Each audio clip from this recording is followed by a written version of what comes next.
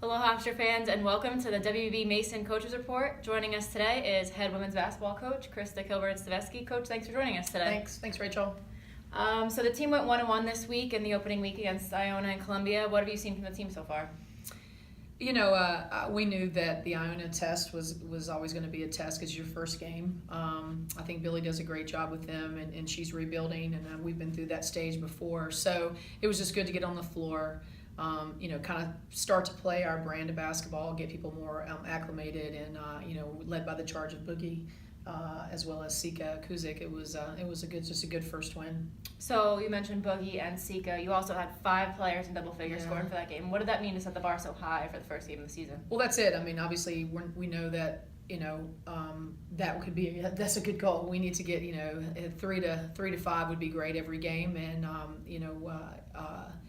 it was just a good feeling. I like the 21 assists that we had in that game. I think that was probably one of the highlights, that we shared the basketball a lot and got everybody involved. Okay, so you've had some players return this year. As we know, the injury bug hit the team pretty hard this year. What has it been like having players such as Sika, Jalen, who has been phenomenal so far in these 2 games, and Anna? What has it been like having them all out back and forth? It's phenomenal. No one ever. You don't ever get to cry over spilt milk, if you want to put a little cliche, when you're battling what you battled through last year. And so now to have everyone healthy, have a really full lineup, to have options, and now the big task is getting people to play together. I noticed that a little bit in the Columbia game because we have so many different lineups. Sometimes you get in foul situations, you get in foul trouble, things happen. We had an injury, and one of our top players couldn't play this past Columbia game. So, then that puts, different lineups in. But I figured that was going to be my challenge at the beginning of the year, is just who, getting folks playing together, get people used to each other on the court. Because we have, as much as we have 2 great seniors leading us and some strong juniors, and then we're playing a lot of true freshmen or a redshirt freshmen. So, and starting a redshirt freshman, I had Jalen. So I've been excited. I mean, get Anna back in this rotation is going to be really good for us. So just a lot of options, and it's exciting. It's a different team. I mean, I feel even different speaking to you guys here today. I mean, it's just such an enjoyable team to coach. And if we can just stay, positive and stay confident in this process, we're going to get this thing together. I can promise you that. We're going to be a good team, and you want to be a great team at the right time.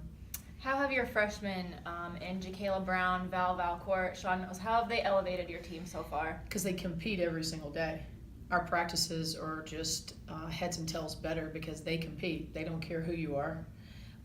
They don't care what the score is. I mean, they're going to go out, and that's why Jacayla Brown's busting out of the seams and getting on this floor and playing so great, because she competes every day.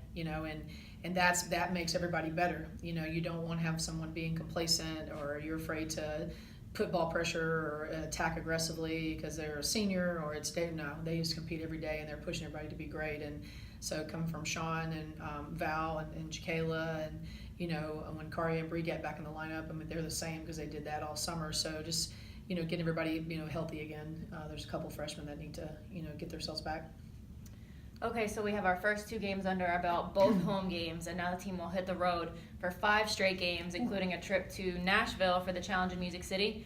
So you won't play a home game for exactly 20 days. How do you keep the team in the rhythm? How do you keep going about your routine without being how does the team stay in rhythm? Well, I mean, that's what's crazy about a 30-game season, right? You only play, 13 or so home, right? So we don't play again until November the 29th, I think, and against Sacred Heart. But we always played well on the road too. So this is just our nice challenge. We've got to go to Stony Brook here, so it's a rivalry on the island. That's our first quest here. We got to take care of one game at a time, and then we go to Stony Brook to St. Bonnie's. So we'll focus on Stony Brook right now.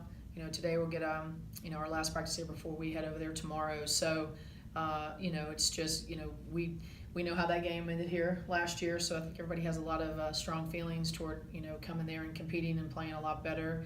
But it just is what it is. That's the way basketball is. There's a lot of games on the road, so just treat it like another game.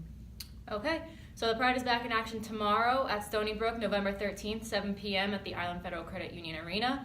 Get your tickets now, and if you can't be there, the game will be streamed live on ae.tv. Coach, thanks for joining us today, and good luck tomorrow. Thank you. All right, thanks.